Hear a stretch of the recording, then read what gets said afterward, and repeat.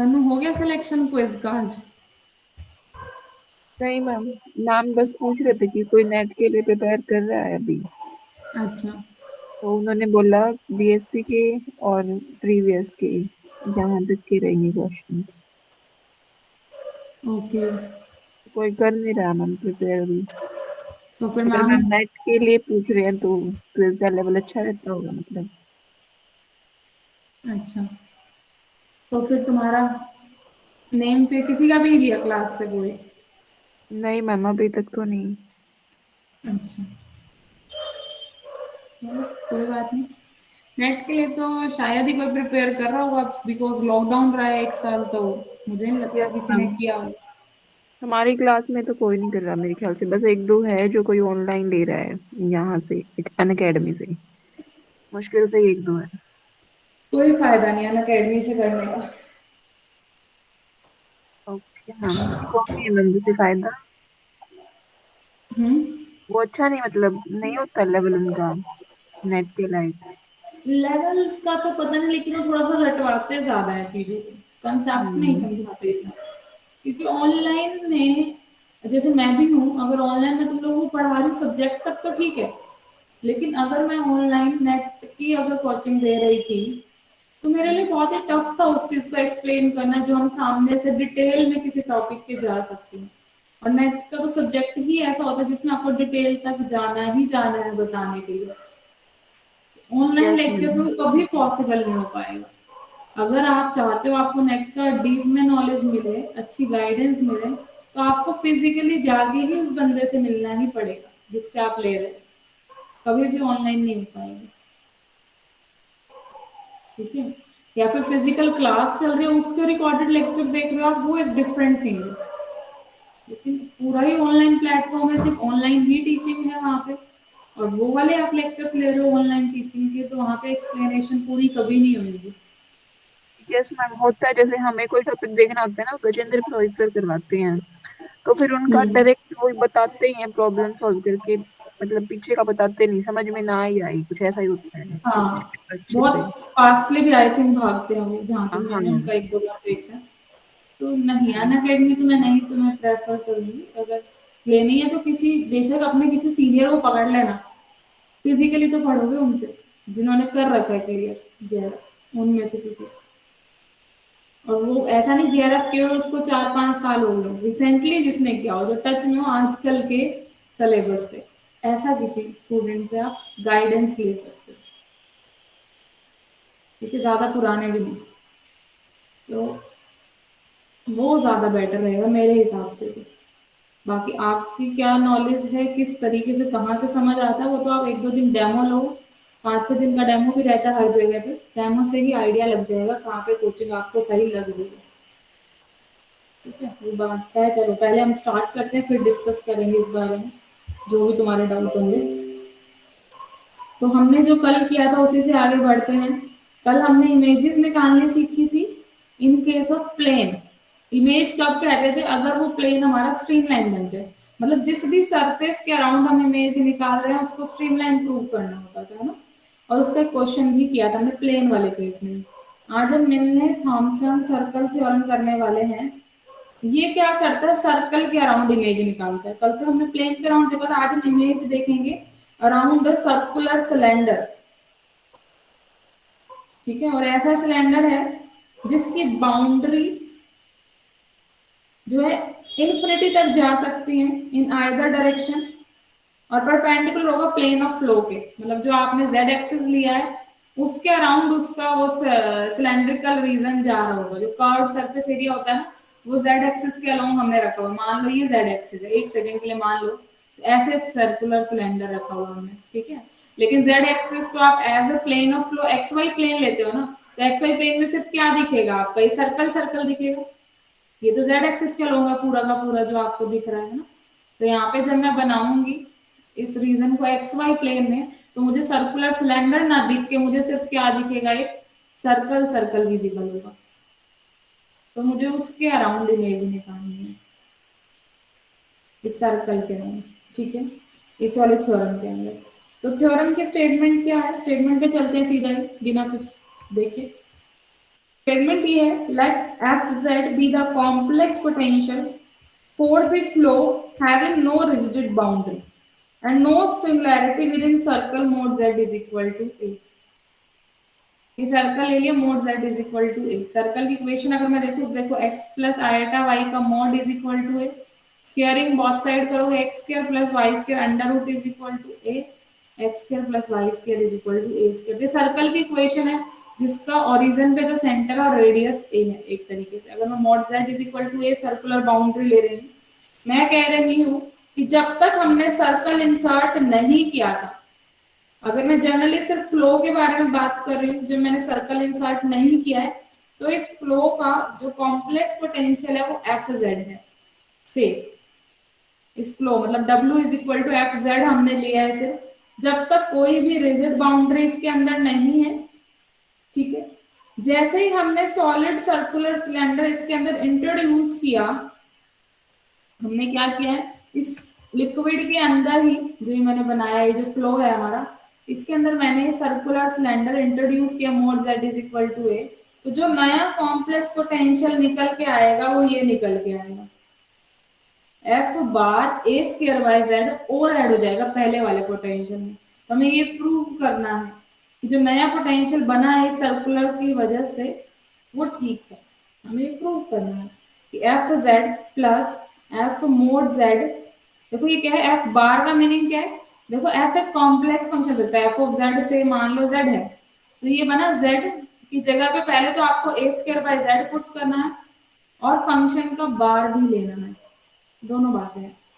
ठीक है, तो उसका कॉन्जुगेट भी करना है, ये भी है इसके अंदर। तो अगर हम आगे बढ़े इसके अंदर हमारे पास क्या क्या दे रखा है, अगर हम ध्यान से देखें तो एक सिंपल फ्लो था जिसका कॉम्प्लेक्स पोटेंशियल एफ जेड था।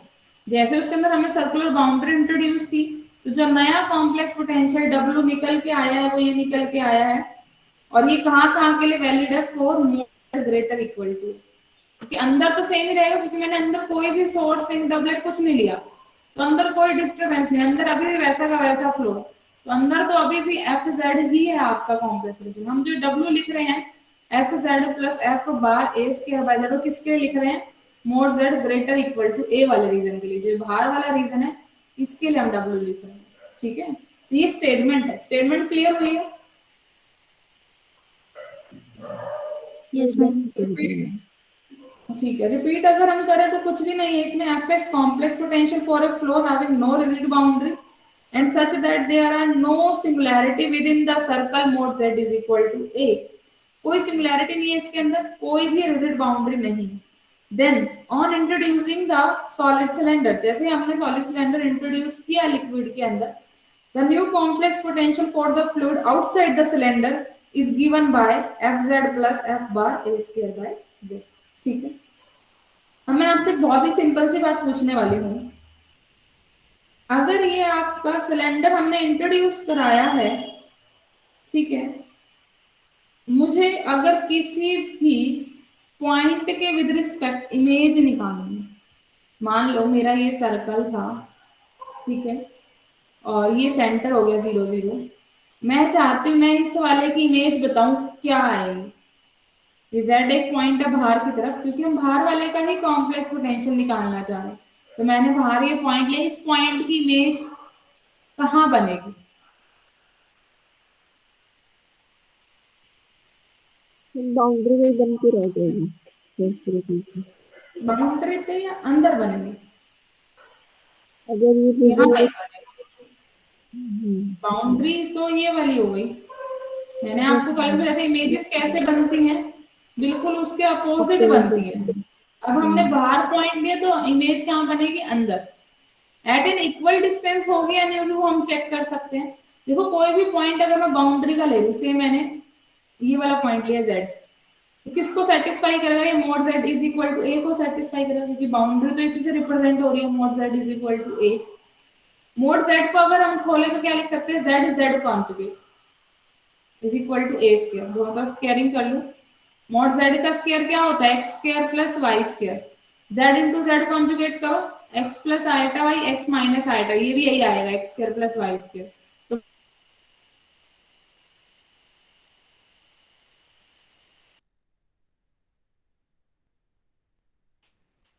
है a square by z. This is the inverse point.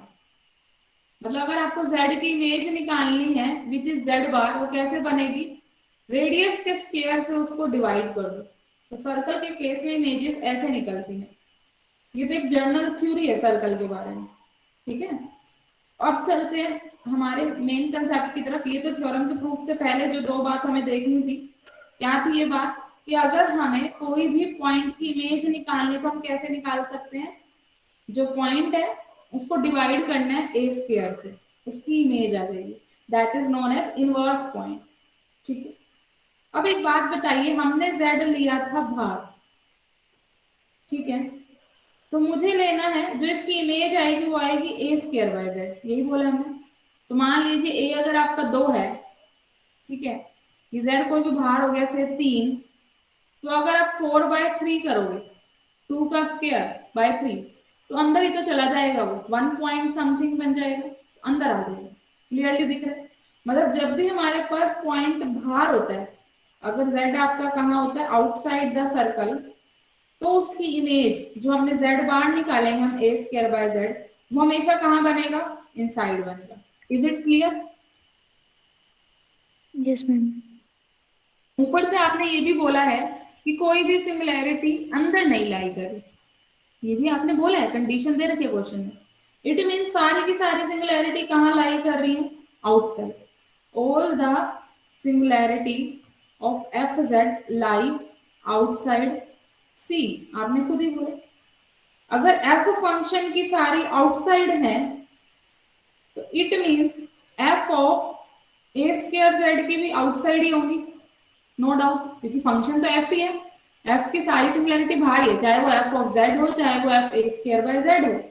लेकिन जैसे मैं इसकी इमेज लूंगी उसके अंदर लाई कर जाएगी, क्योंकि इमेज हमेशा अंदर आ रही है।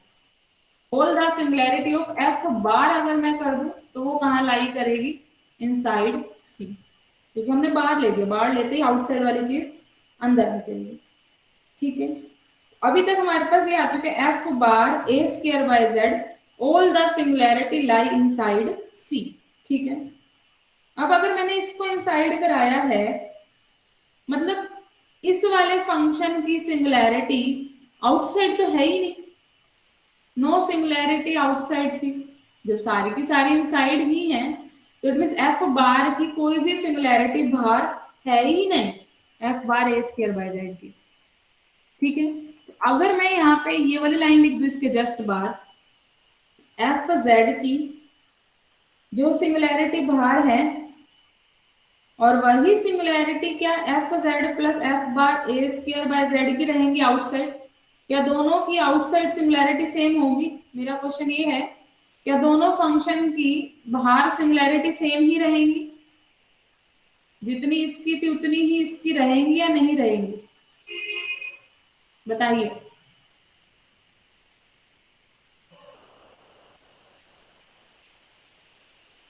Yes ma'am. इसकी सारी की सारी ऑलरेडी बाहर थी, तो जितनी इसकी उतनी ही इसकी, क्योंकि ये भी एफ जेड है ये भी एफ जेड है, अभी तक तो दोनों इक्वल है। अगर मुझे इसको टोटली इक्वल बनाना है तो इसको जीरो होना पड़ेगा। तो अभी तो हमने दिखाया कि इस वाले की भार एक भी नहीं है, जीरो सिंगुलैरिटी है भार, तो इट मीन हम जीरो ही तो ऐड कर रहे हैं भार की तरफ, दोनों सेम रहेंगे। इट मीन जैसा बिहेवियर भार के लिए इस फंक्शन का है वैसा ही बिहेवियर भार के लिए इस फंक्शन का है। इट मीन सारी की सारी प्रॉपर्टी, सारी की सारी कंडीशन जो एफ जेड ने स्फीयर ना होने, सॉरी सिलेंड्रिकल ना होने पे सेटिस्फाई की थी, सिलेंड्रिकल होने पे इसने वो प्रॉपर्टी सेटिस्फाई की। सर्कल आने के बाद इसकी अभी भी आउटसाइड सिमिलैरिटी सेम ही रही है, इसने सारी की सारी प्रॉपर्टी सेटिस्फाई की है।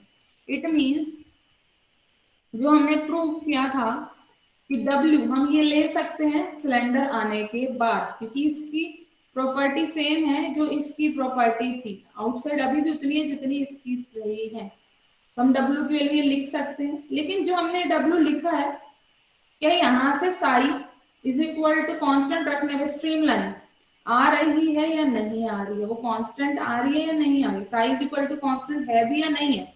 इट मीन जो हमने सरफेस लिया वो स्ट्रीमलाइन होना चाहिए। आप ही तो कहते थे इमेजेस तो तब बनती हैं जो हमने सर्कुलर बाउंड्री इंसर्ट किया, तभी बनेगी अगर हमारे पास वो स्ट्रीमलाइन एक्ट कर रही है। तो चेक करते हैं स्ट्रीमलाइन है या नहीं। स्ट्रीमलाइन बनने के लिए हमें क्या चाहिए होता है, psi is equal to constant. यहाँ से साई निकालते हैं। एफ जेड है ये आपके पास, ये है F bar a square by Z plus ये एफ जेड। क्या मैं इसको ये लिख सकती हूँ, जेड बार, यही तो निकला था, Z bar a square by Z, शुरू में निकाला था मैंने पहला पॉइंट, याद है। Yes ma'am. बस अब इसको इकट्ठा कर दो, हम इसको एफ जेड का होल बार लिख सकते हैं। अब बताइए कोई कॉम्प्लेक्स क्वांटिटी है, अगर उसमें हम उसी का कॉन्जुगेट ऐड कर रहे हैं तो क्या आंसर आता है। Real quantity. पक्का रियल आएगी ना, इमेजिनरी पार्ट तो कट जाएगा क्योंकि कॉन्जुगेट में नेगेटिव आते ही पॉजिटिव से नेगेटिव कट जाता है। तो रियल क्वांटिटी आ गई आपके पास। इट मीन जब मैं 5 प्लस आयोटा साई से इसको कंपेयर करूंगी तो साई की वैल्यू कितनी आ रही है, 0 मैम।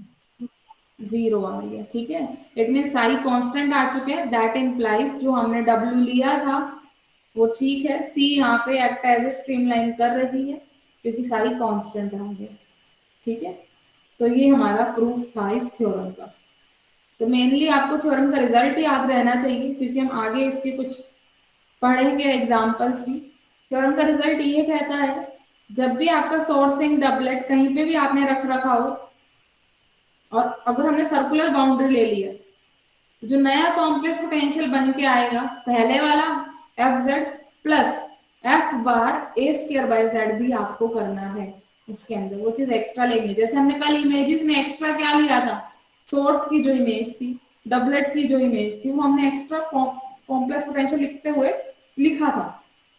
ऐसे ही अब भी हमें लिखना पड़ेगा, अगर सर्कुलर बाउंड्री आते तो ये लिखना है जो अभी हमने थ्योरम के रिजल्ट में देखा है। क्लियर हुआ है। Yes ma'am. Yes ma'am. इसी थ्योरम के नीचे एक ना दिमाग दे रखा है जो आप सेल्फ एक बार रीड करोगे, ठीक है, हो जाएगा वो आपसे। हम चलते हैं क्वेश्चन की तरफ ताकि क्वेश्चन अच्छे से क्लियर हो। जो हम क्वेश्चन चाह रहे हैं वो देखते हैं। तो अभी तो हमने सिर्फ मिलने सर्कल थ्योरम की जो सिंपल सी थ्योरम करी है कि सर्कल इंसर्ट कराते ही ये एक्स्ट्रा ऐड हो जाता है, ये सिर्फ हमने देखा है। अभी तक हमने ये नहीं निकाला कि लाइन सोर्स की इमेज क्या आएगी सर्कुलर सिलेंडर अगर बाउंड्री ले रहे हैं, सिंक की इमेज क्या आएगी, डबलेट की इमेज क्या आएगी। कल तक हमने पर्टिकुलर पढ़ा था सोर्स की इमेज सोर्स ही आती है सेम डिस्टेंस पे, डबलेट की इमेज भी डबलेट ही आती है लेकिन एंगल चेंज हो जाता है, पाई माइनस अल्फा हो जाता है। अभी तक हमारे वो आर्टिकल रहते हैं सर्कुलर सिलेंडर के केस में करने कि सोर्स देगा तो सोर्स की इमेज क्या बनेगी सर्कुलर सिलेंडर के केस में, वो आर्टिकल अभी हम आगे वाले उसमें करेंगे आने वाले दिनों में। तो एक बार एक एग्जांपल कर लेते हैं पहले।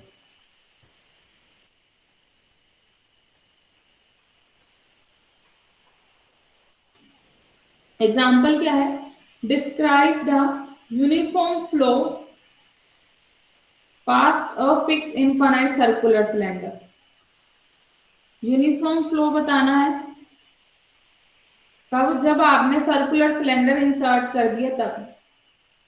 ठीक है, तो पहले मुझे यूनिफॉर्म फ्लो की जस्ट बताओ कि कॉम्प्लेक्स पोटेंशियल इस केस में क्या आता था। अगर मैंने मान लो यूनिफॉर्म फ्लो की जो वेलोसिटी है, जो स्ट्रीम की यूनिफॉर्म स्ट्रीम की वेलोसिटी हमने माइनस यू आई ले ली है, यू बीइंग रियल, तो हमें पता है हमने एफ जेड लिखा था पहले भी, यू जेड बनता है, पॉजिटिव साइन हो जाता है ना, ये हमने ऑलरेडी किया है। डब्ल्यू की वैल्यू ये आती है यूनिफॉर्म फ्लो के केस में, यू जेड। अब क्योंकि सर्कुलर सिलेंडर हमने इंसर्ट किया तो टोटल डब्ल्यू क्या बनेगा आपका, F z plus f bar a square by Z, यही बनेगा। तो एफ जेड तो हमें मिल गया, यू जेड होता है यूनिफॉर्म स्ट्रीम के केस में। F bar a square by Z क्या होगा, इसका मीनिंग क्या है, आपको करना क्या है कि F A square by Z निकालें, क्या करें,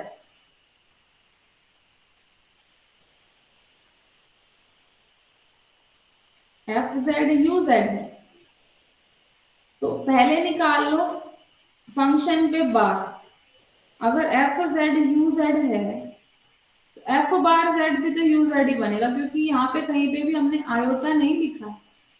ठीक है, अगर यहाँ पे आयोटा तो माइनस आयोटा बन जाता, जेड पे आप फोकस नहीं करेंगे इसमें। एक छोटी सी बात मैं यहाँ पे बता दूं आपको, एक सेकेंड, क्योंकि आपके सारे ही क्वेश्चन जो हैं, सारे ही क्वेश्चन आपके पास कैसे हैं, रियल वाले ही हैं। बार का कोई फर्क ही नहीं पड़ेगा आपका पूरे सिलेबस में। ठीक है, जो ये आपका बार आया है जस्ट फॉर थ्योरम के स्टेटमेंट के लिए तो डेफिनेटली वैलिड है, क्योंकि प्रूफ ही उसी से हुआ है। स्ट्रीमलाइन तभी प्रूव हुई है, f z plus F Z का होल कॉन्जुगेट रियल क्वांटिटी है। लेकिन हर क्वेश्चन में हमारे पास कोई खास इससे फर्क नहीं पड़ेगा। कैसे फर्क नहीं पड़ेगा, देखो मैं आपको करके दिखाती हूँ एक बार, इसी केस के अंदर करके दिखाते हैं। देखो एफ जेड आपके पास क्या था, यू जेड। आपको निकालना है एफ बार और एक तरीके से जेड बार, क्योंकि ए स्क्र बाई जेड क्या होता है, जेड बार ही तो होता है। इसको मैं लिख सकती हूँ एफ जेड का होल बार, जैसे हमने अभी थ्योरम में लिखा था। ठीक है, अब एफ जेड का होल बार का मीनिंग क्या है, यू जेड का होल बार, मतलब u का बार z का बार, क्योंकि u तो एक रियल क्वांटिटी थी आपके पास। यूनिफॉर्म वेलोसिटी में हमने u बोलते हैं रियल हमेशा, u बीइंग रियल, तो रियल का कॉन्जुगेट वही आ जाता है। और z इनवर्स पॉइंट क्या बनेगा, a स्क्वायर बाय z। तो इट मीन्स ये आंसर आपके पास निकल आया है F bar a square by z का। सिंपली u z में z की जगह a स्क्वायर बाय z ही तो पुट हुआ है, फर्क ही नहीं पड़ा हमारे उसमें बार का तो। ठीक है ना, क्योंकि बार अपने आप रियल होने की वजह से खत्म हो गया, तो बार का किसी भी क्वेश्चन में कभी फर्क नहीं पड़ेगा। ठीक है, तो क्या आंसर आया, u a square by Z. तो इसको अब हम लिख देंगे, हमारा नया पोटेंशियल क्या बन चुका है, f z plus f bar a square by z था डब्ल्यू। एफ जेड कितना आया आपका, यू जेड, ये निकल के आया u a square by z, u common लो, z plus a square by z आ चुका है। ठीक है, करना है कि आपको फ्लो डिस्क्राइब करना है बस। अब तो इसको अलग अलग आपको करना अच्छे से ही आता है। रियल इमेजनरी पार्ट सेपरेट करोगे, जेड को आर ई की आइटा थीटा पुट करके। ठीक है, कर लोगे ना आगे तो। Yes ma'am, yes ma'am. ठीक है, इवन जो हमारे पास ये जो एक्स्ट्रा टर्म आई है, एक तरीके से ये इसकी इमेज बनी है। ऐसे तो होता था कि ये पॉइंट दे रखे इसकी इमेज ये, जो एक्स्ट्रा चीज आती है, जो यूनिफॉर्म स्ट्रीम की वजह से पोटेंशियल आया था, परटर्बेशन टर्म ये वाली बनी है, एक्स्ट्रा डिस्टरबेंस वाली टर्म। तो इसने इमेज दी है फ्लो की, image of flow in the cylinder. ये इमेज क्या रिप्रेजेंट कर रही है बता सकते हो, ऐसा किसका हमारा निकल के आया था पहले, कभी निकल के आया ऐसा कुछ किसी केस में, you a square by Z से मैंने इसको k मान लिया, k बाय जेड किसी टर्म में निकलता था, सोर्स सिंक डबल एट किसी में ऐसा आया हो।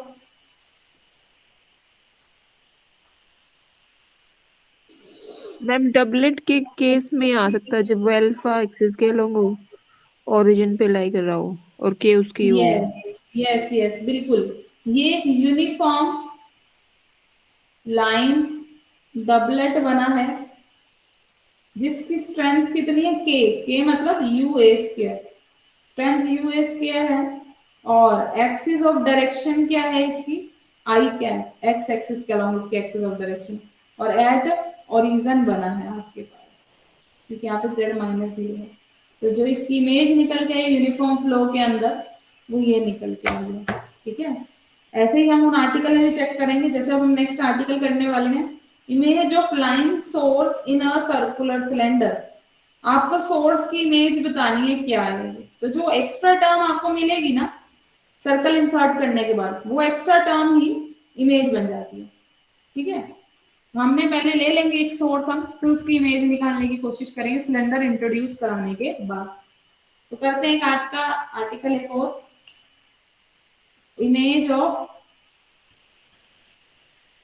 लाइन सोर्स, सोर्स की इमेज निकाल रहे हैं, ये क्या हो गया, सोर्स की इमेज निकाल रहे हैं कब, इन अ सर्कुलर सिलेंडर। जो मैंने अभी पिछला आर्टिकल किया था यूनिफॉर्म फ्लो वाला, जो ये वाला आर्टिकल करूंगी ये, और एक जो डबलेट वाला करूंगी वो, तीनों ही एप्लीकेशन में आएंगी मिलने सर्कल थ्योरम की। कई बार पेपर में आ जाता है एप्लीकेशन ऑफ मिलने सर्कल थ्योरम को डिस्क्राइब करो, तो आपको यही वाले आर्टिकल करके आने, कोई भी दो कर देना इनमें से, तब भी पूरे नंबर मिल जाएंगे। ठीक है, तो आपको करना क्या, एक सोर्स लेना है इन ए सर्कुलर सिलेंडर। तो मान लीजिए मैंने एक लाइन सोर्स ले लिया स्ट्रेंथ m का, कहीं पे भी ले लो, ये ओरिजिन है मान लो, सर्कुलर सिलेंडर जो हम इंसर्ट कराएंगे उसका। उससे पहले एक सोर्स हमने यहाँ पे ले लिया स्ट्रेंथ एम का ए पे, ये हमने बाहर लेना प्रेफर किया था क्योंकि थ्योरम में भी हमारा बाहर ही था, अंदर हमने इमेज निकाली थी, तो हम बाहर ही ले लेते हैं। चलो इसको हटा दो एक बार। अच्छा,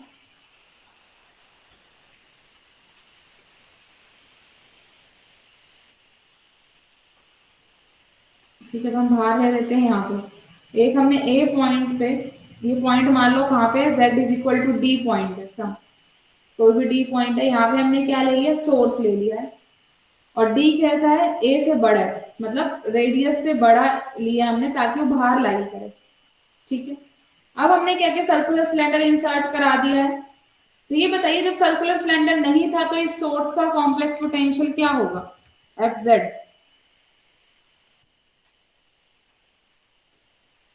क्या होता है सोर्स माइनस का कॉम्प्लेक्स पोटेंशियल?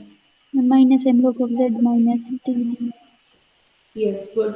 अब हमने इंसर्ट करा दिया तो परटर्बेशन वाली टर्म लिखनी पड़ेगी, एफ बार जेड बार, एक तरीके से एफ बार से कोई फर्क नहीं पड़ेगा, कांस्टेंट है, तो सिंपल जेड की जगह क्या आ जाएगा, ए स्क्वायर बाय जेड, सिंपल ही आ जाएगा। ठीक है, तो डब्ल्यू अगर हम लिखेंगे complete, F z plus F A square by Z, simply यही आ जाएगा जो हम लिखना चाह रहे थे। तो क्या निकल के आया आपके पास, एफ जेड था minus M log Z minus D, और ये आया minus M log A square by Z minus D. तो जो एक्स्ट्रा टर्म है, क्या आप बता पा रहे हैं किसके लिए आई है, क्या रिप्रेजेंट कर रही है? कुछ को नहीं। अभी तो आई थिंक कुछ नहीं कर रही है ये रिप्रेजेंट, है ना, इसको थोड़ा सा हम अलग करते हैं ताकि कुछ तो फॉर्म बने स्टैंडर्ड। तो स्टैंडर्ड फॉर्म बनाने के लिए आता मुझे जेड की फॉर्म में लाना पड़ेगा, इसको ऊपर जेड लाना पड़ेगा। तो ऊपर जेड अगर लाना है मुझे एलसीएम लेना पड़ेगा पहले तो अगर मैं यहाँ पे एलसीएम लूँ, minus Z D by Z बन जाएगा, है ना। अब एलसीएम लेने के बाद भी ये जेड के साथ डी बैठा है, मुझे तो नहीं अच्छा लग रहा है डी बैठा हो। चलो पहले इसको अलग अलग कर लेते हैं, लॉग ए स्क्र माइनस जेड डी, और ये नीचे वाला बाय वाला नेगेटिव में आएगा, लेकिन नेगेटिव नेगेटिव पॉजिटिव बन जाएगा, एम लॉग जेड। क्लियर हुई ना वाली चीज, log u by v, just नहीं। Log u minus log v. ठीक है, अब क्योंकि मुझे z की फॉर्म में लाना है, log z माइनस डी है यहाँ पे, इधर से मेरे को माइनस डी कॉमन लेना पड़ेगा तभी बात बनेगी। तो log माइनस डी कॉमन लिया, कितना आ गया, यहाँ से माइनस डी कॉमन लेते हैं z, और यहाँ पे कॉमन लोगे तो minus A square by D हो जाएगा। ठीक है, plus M log z। Notes में इतना खोल के नहीं लिख रखा है जितना खोल के मैं आपको इसमें करा रही हूँ, तो कोशिश करना बाद में जब वीडियो देखो तो लिख लो, या फिर नोट पैड होगा वहां से देख के लिख लेना, ये तो साथ साथ ही नोट कर सकते हो आप। अभी log A into log B वाला फॉर्मूला होगा, minus M log minus D minus M log Z minus A square by D, और ये लास्ट टर्म तो थी, ये कांस्टेंट टर्म है, ignoring constant term in W, as usual जैसे हम करते हैं आगे। तो क्या आगे डब्ल्यू की वैल्यू, ये तो हमारे पास पहले वाला ही था एफ जेड, एक्स्ट्रा टर्म क्या क्या आई है, minus M log Z minus A square by D plus M log Z, ये क्या रिप्रेजेंट कर रही है एक्स्ट्रा टर्म,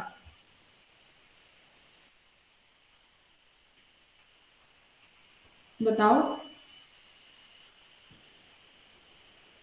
ये क्या है, पहले ये वाला बताओ।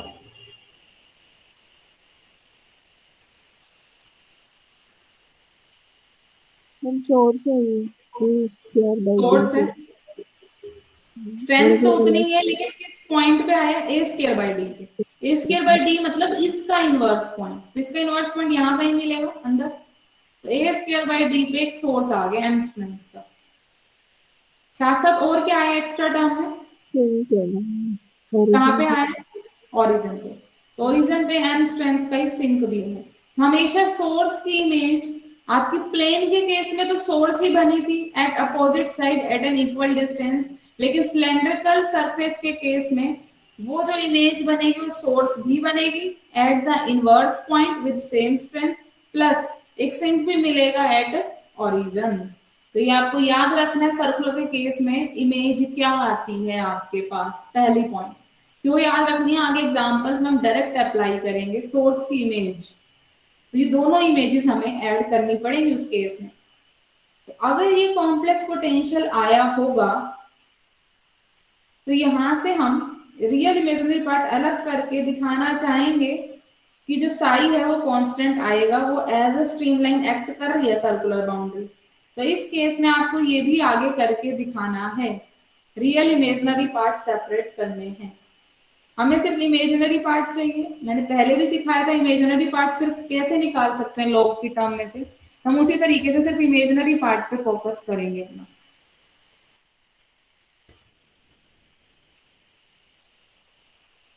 W is equal to minus M log, इसको मैं लिख सकती हूँ Z माइनस डी को, Z प्लस आयोटा वाई, तो माइनस डी इसके साथ प्लस आयोटा वाई अलग। ऐसे ही यहाँ पे भी x के साथ minus A square by D और प्लस आयोटा वाई अलग इसका, और प्लस एम लॉग जेड है तो log X plus iota Y. अब यहाँ से मुझे सिर्फ साई वाली टर्म निकालनी है, imaginary term, five plus iota Sai होता है, तो साई वाली टर्म इमेजिनरी यहाँ से कौन सी आएंगी, tangent inverse Y by X, जैसे हमने उस दिन बताया था। ऐसे ही यहाँ से tangent inverse Y by X minus A square by D, और लास्ट टर्म से plus M tangent inverse Y by X. ये तीनों क्या दे रही है, साई की वैल्यू। इन तीनों को आपको खुद कैलकुलेट करना है। अब आगे आपको मैंने फॉर्मूला उस दिन भी बताया था, tangent inverse x plus tangent inverse y का, tangent inverse x plus y by one minus x y. पहले इन दो को सॉल्व कर लेना, फिर जो आएगा उसको इस तीसरे से सॉल्व कर लेना। आपका फाइनल आंसर कट कट आएगा, सब कट जाएगा, सिर्फ जीरो आंसर आने वाला है। मतलब psi is equal to zero, मतलब कांस्टेंट आ चुका है आपके पास। इट मीन जो गिवन सर्कुलर बाउंड्री थी वो आपकी स्ट्रीमलाइन एक्ट कर रही है, और स्ट्रीमलाइन एक्ट करते ही आपको पता चलेगा कि वो चीजें आपकी इमेजेस बन रही हैं जो हमने बताया। तो ये आर्टिकल था आपके पास किस चीज का, सोर्स की इमेज निकालने का। ठीक है, आज इसको करके आओ। कल हम कुछ एग्जांपल्स में ट्राई करेंगे, साथ साथ डबलेट की इमेज भी निकालेंगे इन केस ऑफ सर्कुलर सिलेंडर।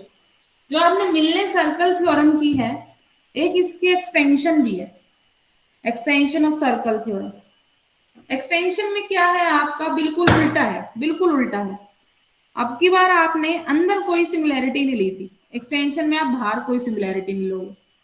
उस केस में आप जो फाइनल आंसर लिखोगे वो mod z less than equal to a के लिए लिखोगे। आपने पहले आंसर लिखा था mod z greater equal to a के लिए।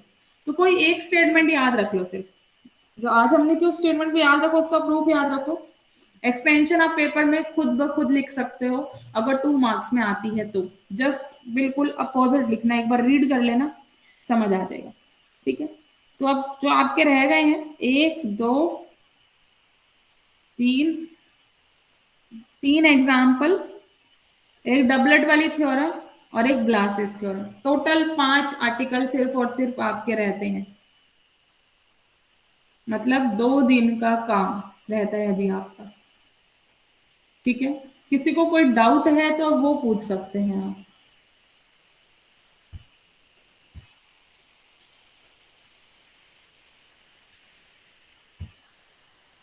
मनीष गायब हो गया बीच में से ही।